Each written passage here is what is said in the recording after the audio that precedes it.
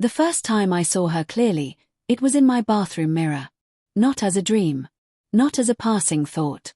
Not as that quiet whisper I'd learned to ignore for most of my life. She was there. I remember gripping the edges of the sink so hard my knuckles went white. The fluorescent light above the mirror buzzed softly, flickering just enough to make everything feel unreal. My reflection stared back at me, same apartment, same tired eyes, same late-night stubble. And yet something felt completely different. I tilted my head slightly. The reflection tilted too, but the expression wasn't mine. There was softness there. A strange curiosity. Almost like someone studying me from the inside. Okay, that's weird, I muttered under my breath. I splashed water on my face. Cold droplets ran down my neck as I looked up again. For a moment, just a moment, I imagined what my face might look like if things were different. If my jaw were softer. If my hair were longer. If the tension I carried in my shoulders melted into something lighter. And the strange thing was, the image didn't feel imaginary. It felt familiar. Like remembering a song you'd known as a child but hadn't heard in years. I leaned closer to the mirror. "Who are you?" I whispered. The silence in the bathroom felt heavy. But somewhere inside my chest, a quiet answer stirred. "I've always been here." The next morning, I tried to pretend nothing had happened. I put on my usual grey button-up shirt, black slacks, and the same worn leather shoes I wore every weekday. My routine was a comfort: coffee, bus ride, office cubicle, spreadsheets, polite nods. Safe. Predictable. Normal. But something had shifted. At the office, I noticed things I had never paid attention to before. The way Sarah from accounting adjusted her earrings while reading emails. The subtle colors in Mia's makeup. Soft peach tones that made her face glow under the office lights. The way confidence seemed to move differently through them. It wasn't envy exactly. It was curiosity. At lunch, my coworker Daniel dropped into the chair across from me. "You look like you slept 3 hours," he said, opening his sandwich. "Something like that." "Late night gaming again?" I hesitated. "Yeah, something like that." He shrugged.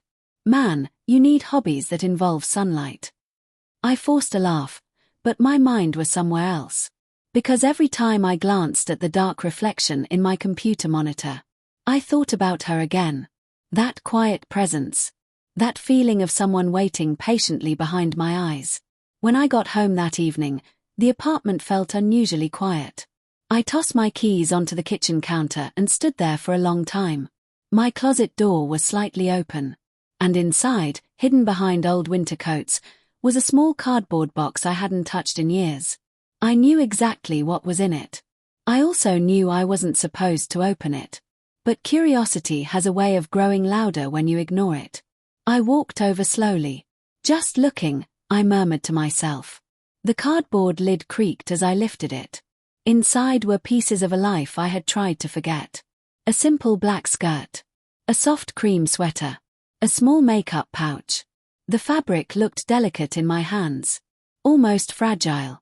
I remembered the first time I bought them, years ago, heart pounding in a late-night convenience store aisle, terrified someone would recognize me. Back then, I had told myself it was just a strange experiment. Something to get out of my system. Something I'd eventually grow out of. But as I ran my fingers across the smooth fabric now, a warmth spread through my chest. Not shame. Not fear. Something else. Something familiar. "Okay," I whispered. My voice sounded different in the quiet room. "Let's just see." The first time I tried the clothes again, my hands shook. Not from fear exactly. More like anticipation. The skirt slipped around my waist more naturally than I remembered. The fabric brushed softly against my legs when I moved. The sweater hugged my shoulders in a way that felt strangely comforting. I stood in front of the mirror again. The same mirror. The same flickering light. But this time, something shifted. I tilted my head. And there she was. Not fully formed. Not perfect. But visible. A softer posture. A gentler expression. My heart began to race. "Hi," I whispered to the reflection. It felt ridiculous.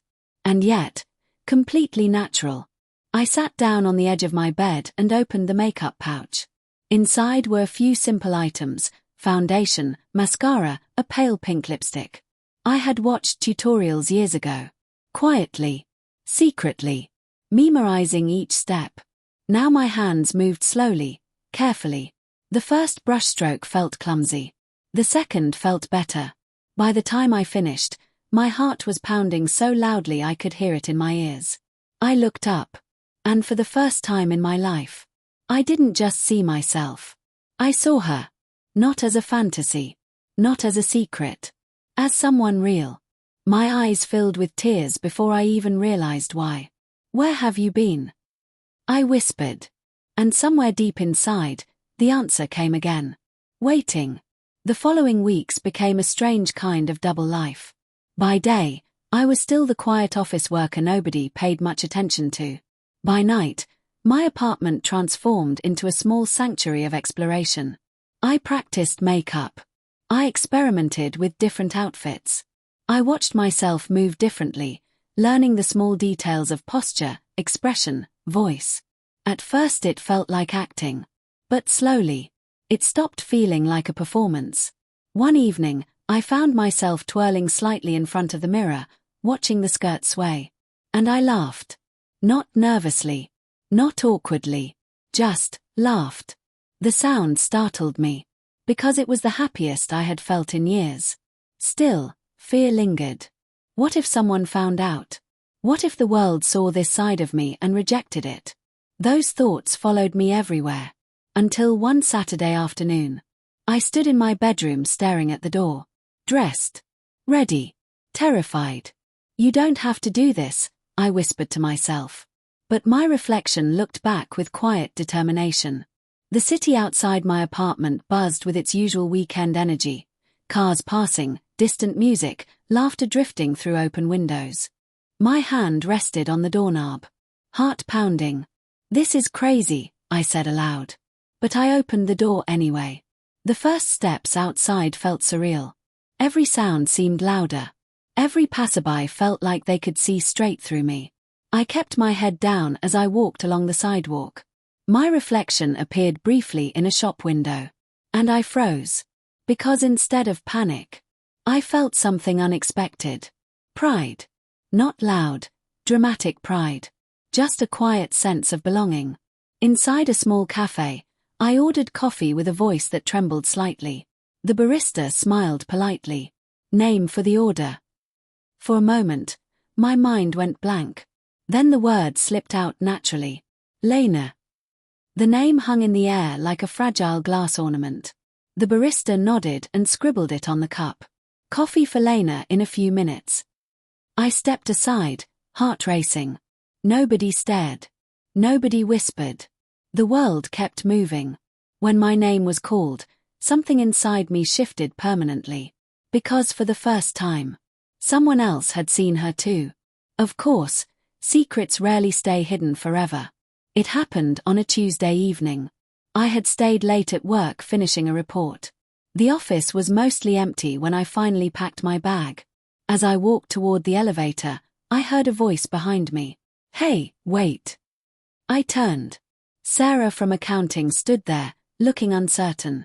"Can I ask you something?" she said. My stomach tightened. "Sure." She hesitated. "I was at the cafe on 5th Street this weekend." My heart dropped. "And I saw someone who looked a lot like you." Silence stretched between us. I felt the familiar wave of fear rising. This was it. The moment everything collapsed. But then she smiled gently. "She looked really happy," Sarah said. I blinked. "What?" She shrugged slightly. "Whoever she was, she seemed more comfortable than you ever look in this office." My throat tightened. "I'm not here to judge," she continued quietly. "I just wanted you to know, you don't have to hide." For a long moment, I couldn't speak. Because the fear I had carried for so long suddenly felt lighter. Like a heavy coat slipping from my shoulders.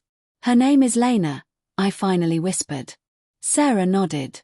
"Well, Lena seems wonderful." The real turning point came a few weeks later. Our office held a small company event at a local restaurant. Casual dress. Partners welcome. 4 days, I wrestled with the decision. Go as my usual self. Or take the risk. On the evening of the event, I stood in front of the mirror once again. The same mirror where everything had begun. Lena looked back at me, calm, confident, patient. You're ready, she seemed to say. So I went. When I walked into the restaurant, conversations paused briefly. A few surprised looks. A few whispers. But then something remarkable happened. People smiled. Daniel blinked in confusion for a moment before laughing. Okay. I definitely didn't see this coming, he said. Sarah simply raised her glass. Told you she was real. And just like that, the fear dissolved. Because the world hadn't ended. If anything, it had expanded. These days, when I look in the mirror, I don't see two separate lives anymore. I see someone whole. Someone who finally stopped running from the quiet voice inside. Lena was never an illusion. She was never a mistake. She was simply the part of me that needed courage to exist. And if there's one thing I've learned through this journey, it's this. Sometimes the truest version of ourselves isn't something we create. It's someone who has been waiting patiently within us all along. All we have to do